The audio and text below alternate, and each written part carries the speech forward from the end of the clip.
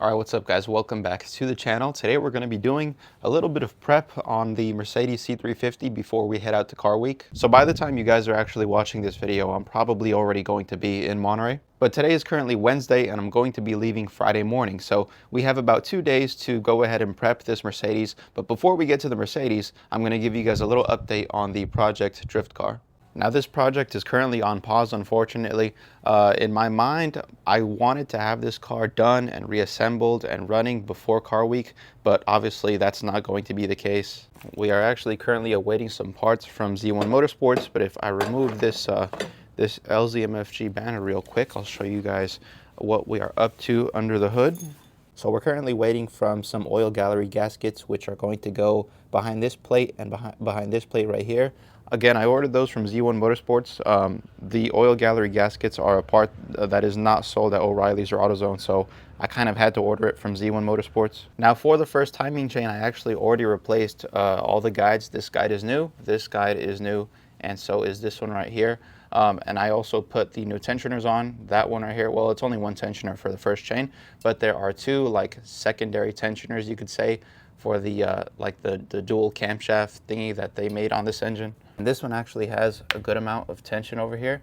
It's kind of hard to see, but you can like kind of push it in a little bit, but there still is tension there. Now look at this tensioner over here, ladies and gentlemen, if you guys can see that. Boom, I can push it down with one finger, so yeah, that is not good. That tensioner is no bueno. Now, luckily, the timing kit that I ordered does come with those replacement tensioners, which are in here. So yeah, we're just waiting for parts right now, but once I get the oil gallery gaskets from Z1 Motorsports, I'll go ahead and slap those on along with those two rear tensioners that come with my kit. And then I'll do the valve covers and the spark plug tube seals. I'll just do that all at once. So yeah, just waiting for parts, but hopefully when I get back from car week, we'll have this thing running pretty soon. Now I gotta go to O'Reilly's to try and find the right oil and coolant for my Mercedes. I was doing some research on it. And again, guys, this Mercedes that I bought is my first ever like luxury car, I guess you could say. So the fluids for it are a little meticulous. You can't just like throw in any generic oil or coolant according to the internet. And I kind of do really want to take care of the car, so I don't want to throw like any random like engine oil in there. It is a little bit of a hassle, but at the same time it's kind of a learning experience because I've never been in a position like this where I have a car that's so special that it only takes a certain kind of Mercedes Benz 22 9.5 rated oil or some BS like that. All right, guys, we're here in the front working on the Mercedes. I already went to O'Reilly's and I got the engine oil and the filter that I'm gonna need, and I got the Mercedes-specific coolant that I'm gonna need. It was a little bit of a hassle finding the right engine oil, and I still technically didn't get the right engine oil for this car. Excuse the sirens, we're gonna let them pass real quick. Can't do nothing out here, man. So basically, Mercedes recommends to use like a very specific Mercedes-Benz rated or certified type of engine oil. However, O'Reilly's did not have that, so I did a little bit of research, and it turns out that I can use an oil that's either 0W40 or 5W30 or 5W40. In this case, I went with a Valvoline fully synthetic. It has to be fully synthetic. I went with a Valvoline fully synthetic 5W30. So no, it's not the exact oil that Mercedes recommends for this engine, but it's still a high quality oil, so I'm hoping that there isn't going to be any issues, which there shouldn't be. And I knew this car needed a coolant flush, but I didn't know it was that bad. Like a couple months ago when I went to LA, I checked the reservoir and I noticed that the coolant looked like old and contaminated and crusty. Not murky like it's mixing with engine oil. I don't think that's the case here, but I didn't know it was this bad. I mean, look at this stuff, guys. To begin with, it really didn't have all that much coolant. This is all that was in it. I mean, yeah, it looks murky as if it was mixing with engine oil, like somewhere in the head gasket or whatever. I don't think that's the case, but I mean, to me, this coolant just looks super contaminated, not good at all.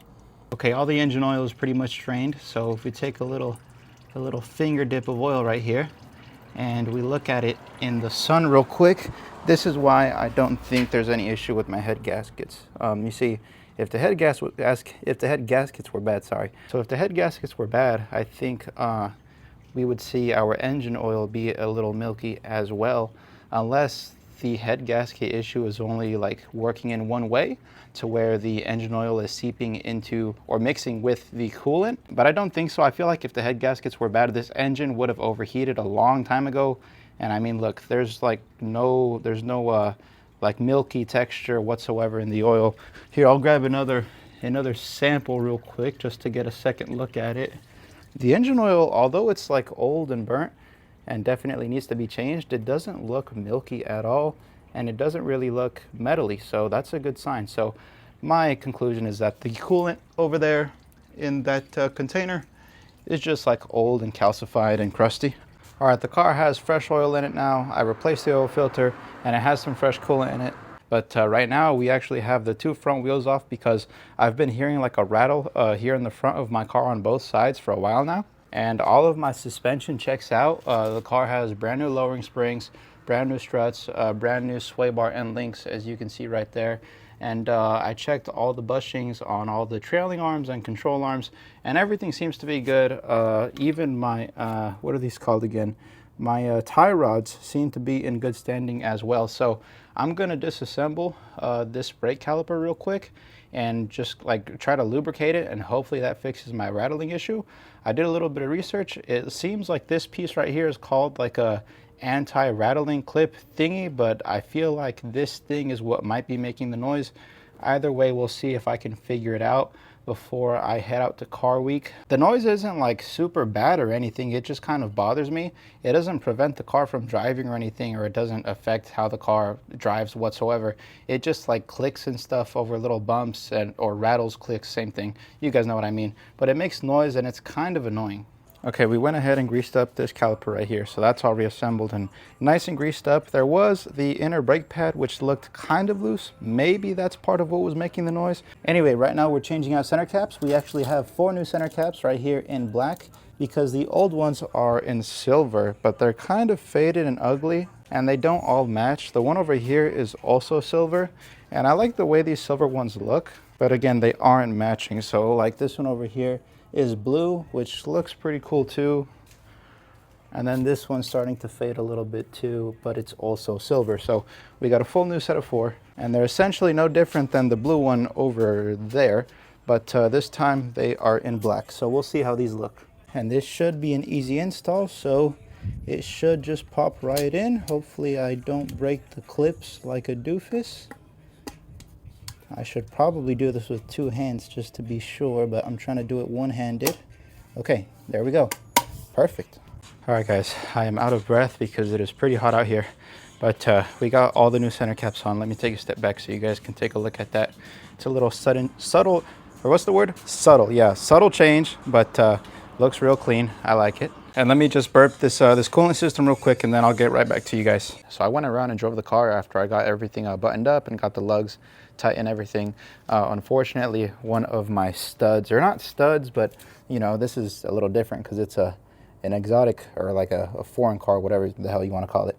But yeah, one of my bolts or studs or whatever they're called broke. So this wheel has one missing stud that's broken in half. Luckily, the other end of the stud didn't get like stuck in there though, so it's just over here in my door. I'll actually show it to you guys. Never mind, I don't have my keys, so I can't show you, but it's just pretty much broken in half, so I'll have to order another one of those. The ticking noise in the front still didn't go away, so obviously that issue is not from you know, it's not like brake related or whatever.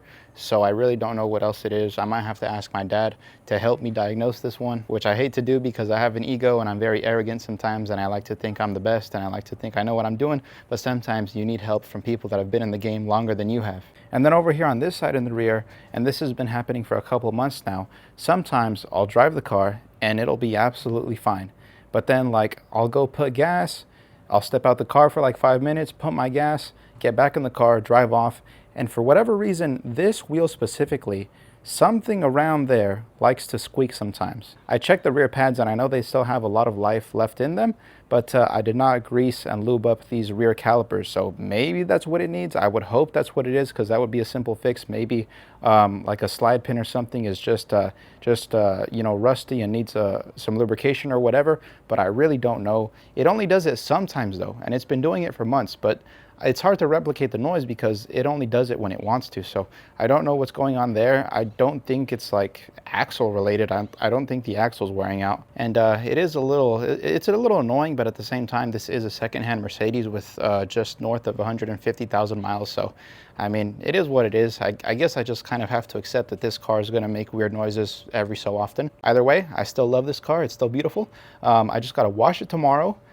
Clean it from the inside, clean out my trunk, and it's pretty much gonna be ready to go to car week. Ultimately, I'm still happy though. This was still a productive day for the C350. The main things I wanted to take care of before I headed out there for this 2-hour drive was the coolant flush and the oil change. I don't think I should have any issues with my Mercedes on this trip. Again, it's only like a 2.5-hour drive from here, from where I live to Monterey, California. So in reality, it's not that far. I have faith in the car. I think it can do the trip, and we'll see how it performs. Also, I gotta go get a haircut tomorrow before I go to car week, dude. I cannot go to the Pebble Beach Concours looking like this.